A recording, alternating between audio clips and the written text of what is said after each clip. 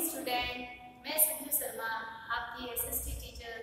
आज हम बात करने वाले हैं मौर्य वंश के प्रशासन के बारे में। इससे पहले अपन कुछ जो पहले पढ़ा उसके बारे में भी रिकॉल कर लिया जाए, क्योंकि ये जो हिस्ट्री का पोर्शन है आपके 10th की बुक में बहुत इम्पोर्टेंट भाग रखता है, अपना एक स्थान रखता है और इसमें से अपन के निबंधात्मक प्रश्न जरूर आते हैं। तो क्यों ना थोड़ा पहले वाला रिवाइज कर लिया जाए। तो अपन ने सबसे पहले पढ़ा था जनपद, महाजनपद, 16 महाजनपदों की बात की थी।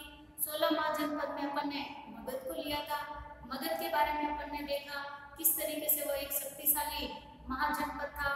उसके बाद में वहां पर किस तरीके से नंद वंश के घनानंद का शासन था, जिसे युद्ध में परास्त करके कौटिल्य के शिष्य या चाणक्य के शिष्य जिसे अपन कहते हैं चंद्रगुप्त मौर्य, जो एक शूद्र वंश के कहलाते हैं, उनको उसका राजा बनाया, वहां पर शासन किया और बहुत ही बढ़िया शासन किया। अपने राज्य को उत्तर से दक्षिण, पूर्व से पश्चिम तक उन्होंने फैलाया।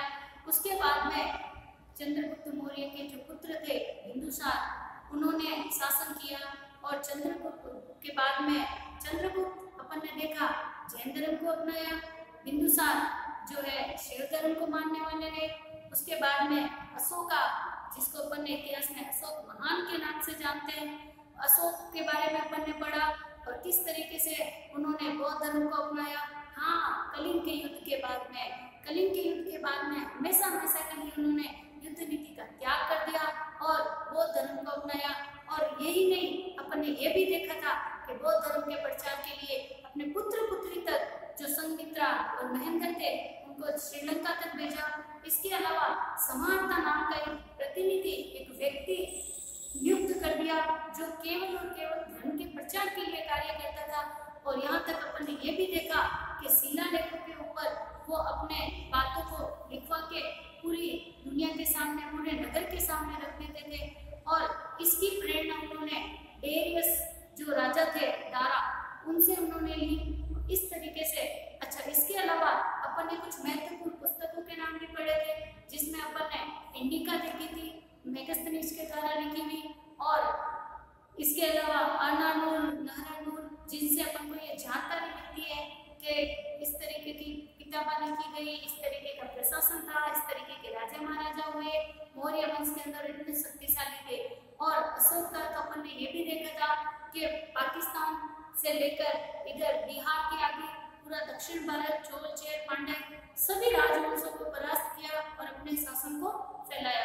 तो चारों दिशाओं में और कश्मीर की भी स्थापना की। उसके लिए भी अपन ने राजस्थान नामक पुस्तक देखी, जिसके लेखक का नाम था कन्नड़, जो बहुत ही महत्वपूर्ण स्थान रखते हैं इतिहास के अंदर।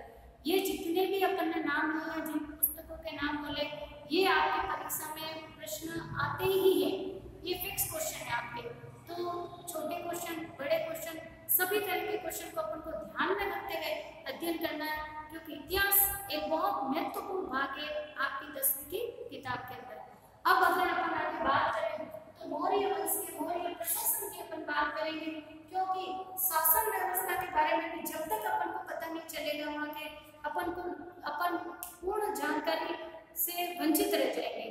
तो अपन को उसके युद्ध नीतियां, शक्तियां, उनके साथ में प्रशासन का भी अध्ययन करना है। तो प्रशासन की अगर अपन बात करें तो प्रशासन की जानकारी हमें कौटिल्य, देखो बच्चों, कौटिल्य जिसे अपन चाणक्य के नाम से भी जानते हैं। देखिए बेटा, ये जो कौटिल्य है या चाणक्य है, ये मौर्य वंश के अंदर एक बहुत ही महत्वपूर्ण स्थान रखते हैं। जैसे चंद्रगुप्त मौर्य को इन्हीं ने तैयार किया, घनानंद के दरबार में राजगुरु थे, अपमानित होकर निकले। तो किस तरीके से मैंने आपको छोटी सी कहानी के द्वारा बताया था कि उन्होंने जाकर चंद्रगुप्त मौर्य को तैयार किया, उसके द्वारा वहां पर आक्रमण कराया और मौर्य वंश की स्थापना करी मगध के अंदर। और अशोक भी उनके साथ में चाणक्य थे, बिंदुसार के समय भी चाणक्य उनके साथ में थे गुरु के रूप में, और अशोक के समय भी चाणक्य उनके साथ में थे। इसलिए चाणक्य यानी कौटिल्य एक बहुत महत्वपूर्ण स्थान रखते हैं। अच्छा, इनका नाम विष्णुगुप्त भी माना जाता है, इतिहास के अंदर इनको विष्णुगुप्त के नाम से भी जाना जाता है, अन्य नाम भी यही है। तो परीक्षा के अंदर चाहे आपको कौटिल्य दे दे, चाहे चाणक्य दे दे,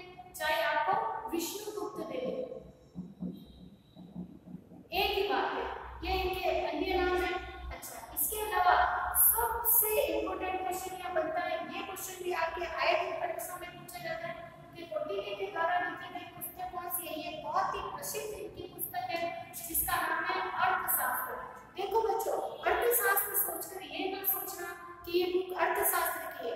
ये अर्थशास्त्र की बुक नहीं, भले इसका नाम अर्थशास्त्र रखा गया है, इसके अंदर राजनीति से संबंधित सारा ज्ञान दिया गया है, यानी ये राजनीति से संबंधित पुस्तक है।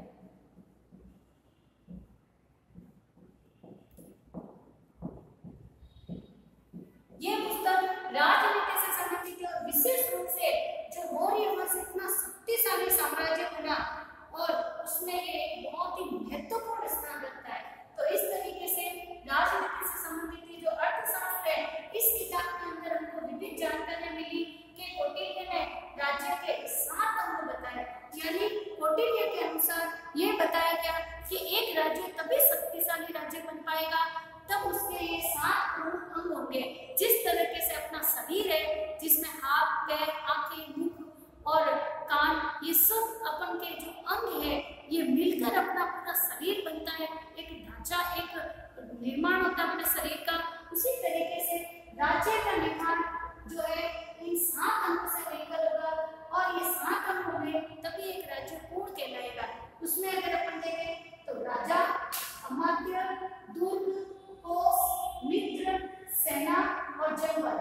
इनमें से देखो बच्चों, राजा, राजा से हम परिचित है, यानी जो सर्वे सर्वा, जो सिंहासन पे बैठेगा, पूरे राज्य का प्रशासन संभालेगा, सर्वे सर्वा अंतिम निर्णय लेने वाले राजा ही होंगे। इस तरीके से राजा एक बहुत महत्वपूर्ण स्थान रखता है एक राज्य के लिए। उसके बाद में अमात्य, अमात्य जिसे अपन महामंत्री भी कह सकते हैं। देखिए बच्चों, चाणक्य जो थे वो तो राजगुरु हुआ करते थे। राजा को निर्देश देना, किसी मुद्दे पे समझाना, किसी बात को बताना, किसी चीज से अवगत कराना, राजनीति बनाना, राजनीति, धार्मिक हर तरह के निर्णय में राजगुरु का हाथ होता था। और उसके बाद में अमात्य का पद होता था जिसे महामंत्री भी कहकर बुलाया जाता था और राजा सलाह मशवरा करते थे इनसे। अंतिम निर्णय तो हालांकि राजा का ही होता था पर अमात्य का भी जो पद है बहुत ही महत्वपूर्ण स्थान रखता था। उसके बाद अगर अपन बात करें दुर्ग की, दुर्ग कह दो, किला कह दो, जैसे अपने जोधपुर का किला है, अपन जोधपुर से पढ़ रहे हैं तो जिस तरीके से अपने जोधपुर का किला कैसे एक महत्वपूर्ण स्थान रखता है, आज भी पूरे जोधपुर की बीचों बीच अपने जोधपुर में अपने राज्य की, अपने जोधपुर की शोभा बढ़ाए हुए हैं और पूरे वर्ल्ड में फेमस है। और इस तरीके से मेहरानगढ़ दुर्ग के नाम से अपन जिसे जानते हैं, उसी तरीके से आपने देखा होगा कैसे बड़ा सारा, कैसे बुर्ज और कितना ऊंचाई के ऊपर बनाया जाता था, क्योंकि जितना सुरक्षित किला रहेगा, दुर्ग रहेगा, राजा का राज्य भी उतना ही सुरक्षित रहेगा। इसलिए जो है दुर्ग होना भी राजा के रहने के लिए बहुत ही आवश्यक है। वहीं पर क्या रखे जाते थे, वहीं पर खजाना होता था और वहीं पर राजा निवास करते थे और बाहर से आए हुए लोगों से मिलना करना सब कुछ वही होता था। इसके अलावा कोष, कोष को अपन खजाना भी कह सकते हैं। जैसा कि बच्चों आप जानते हो कि पैसों के बिना आज के समय में कुछ नहीं होता है। आज नहीं, कभी भी कुछ नहीं होता था। चाहे एक जमाने पहले की बात करें तो वस्तु विनिमय में कुछ कमियां थी, तभी जो है मुद्रा विनिमय होने लगा और मुद्रा यानी खजाना, पैसा, और जितना अधिक खजाना भरा होगा राजा का, राजा उतने ही शक्तिशाली कहलाएगा। क्योंकि कभी भी बाहरी राजा का आक्रमण हो जाए, चाहे प्रजा के लिए हो, चाहे अकाल हो जाए, कुछ भी अनहोनी होने पर राजा प्रजा की मदद करते थे, क्योंकि राजा का ये कर्तव्य बनता था कि प्रजा का ख्याल रखा जाए। इसके बदले में भले ही वो उनसे टैक्स वसूल करते थे और ये चाणक्य ने तो यहाँ तक ये प्रजा का फर्ज बताया है कि अपनी आय का कुछ हिस्सा कर के रूप में राजा को देना चाहिए। इसी से राजा का खजाना बना है और राजा की जिम्मेदारी बनती है प्रजा के प्रति कि वो प्रजा के लिए जब भी मुसीबत हो, जब भी कुछ परेशानी हो या उसकी भलाई के कार्य के लिए कार्य करना हो, राजा उसको उसमें से खर्च भी करते थे। तो कोष होना, जिसे खजाना कहते हैं, ये भी होना जरूरी है। इसके अलावा मित्र, मित्र से मेरा यहाँ पर ये तात्पर्य है कि आसपास के राज्य जितने भी राजा जो जहाँ पर राजा राज करता है, उसके जितने भी आसपास के जो राज्य है उनसे मित्रता पूर्वक रहना होगा, ताकि अगर कोई बाहर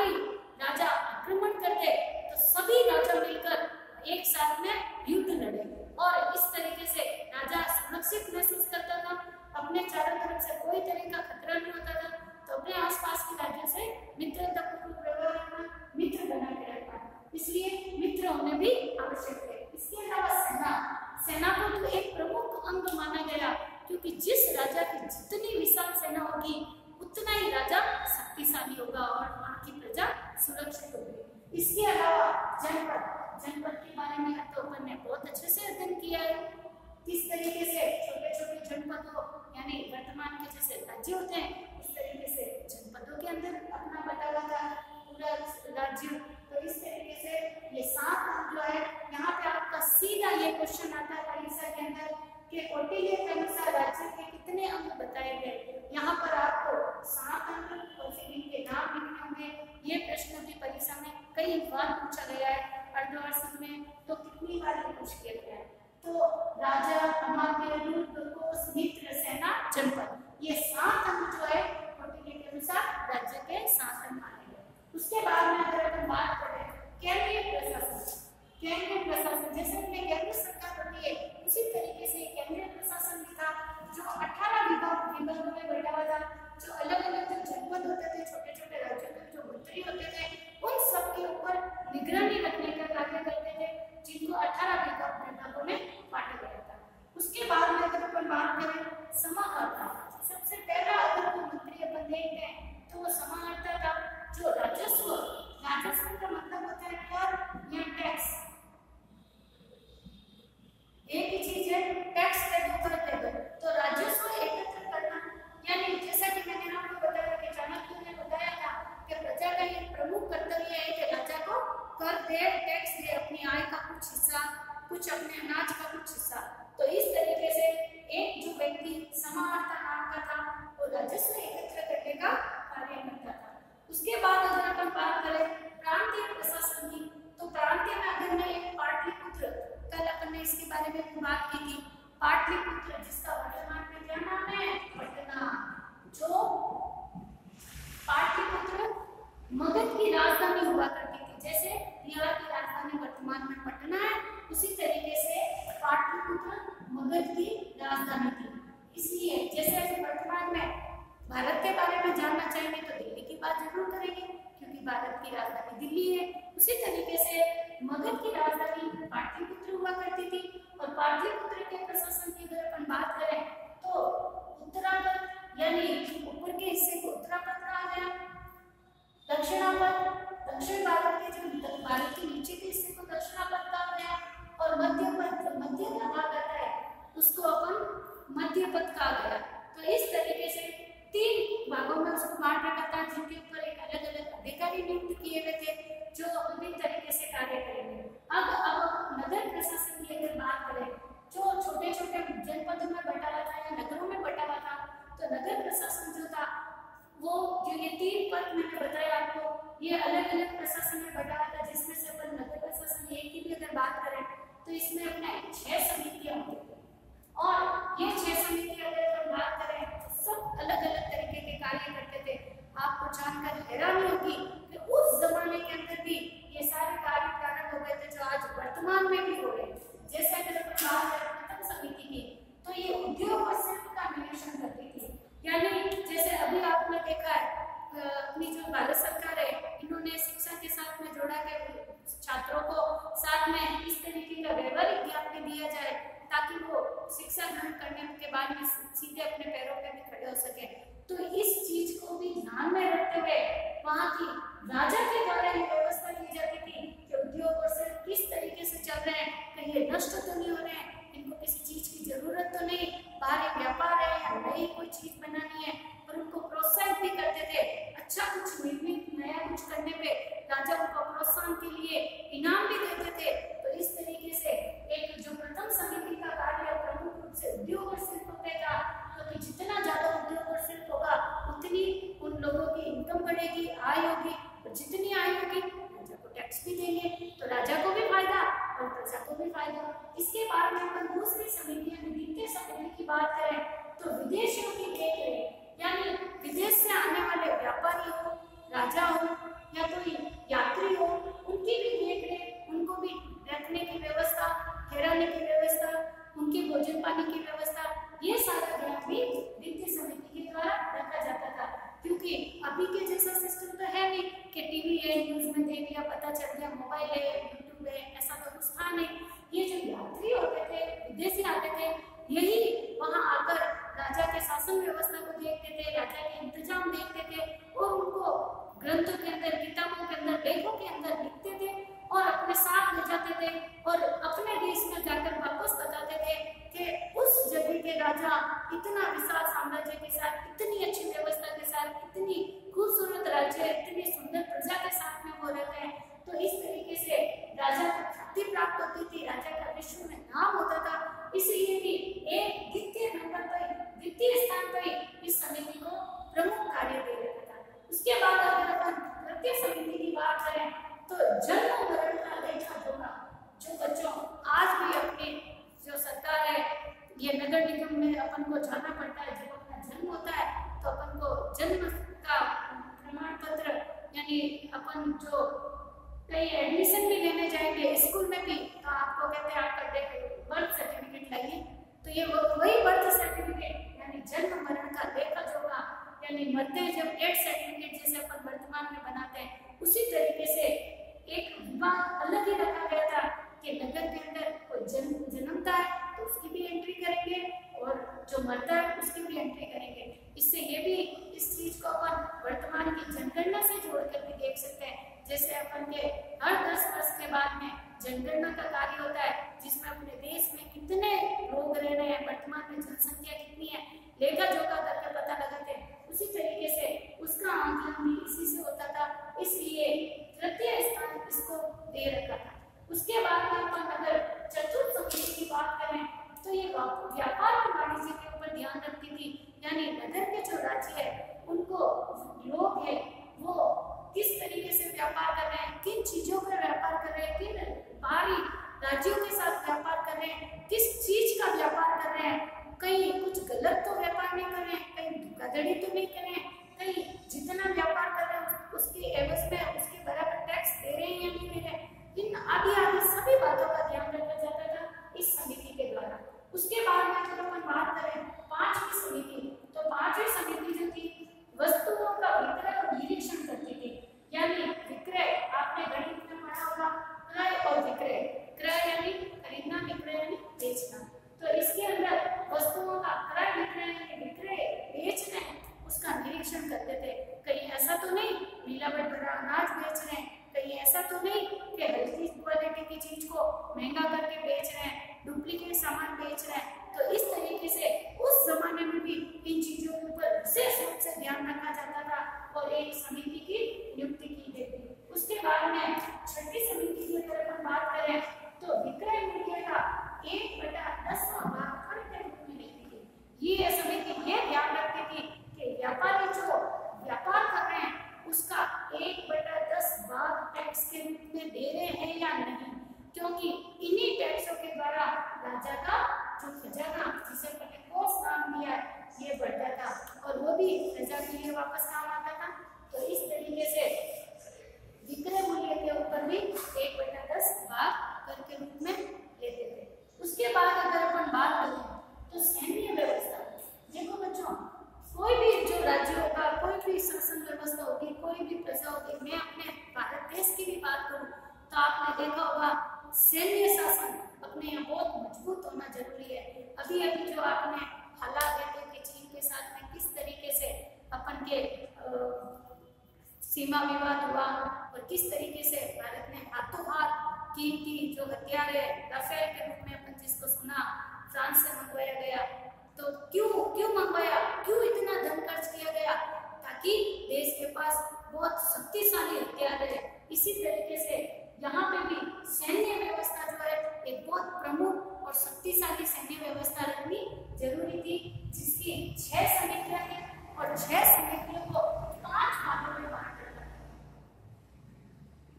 इन 6 समितियों को 5 भागों में बांटा। ये 5 भाग कौन से बच्चों?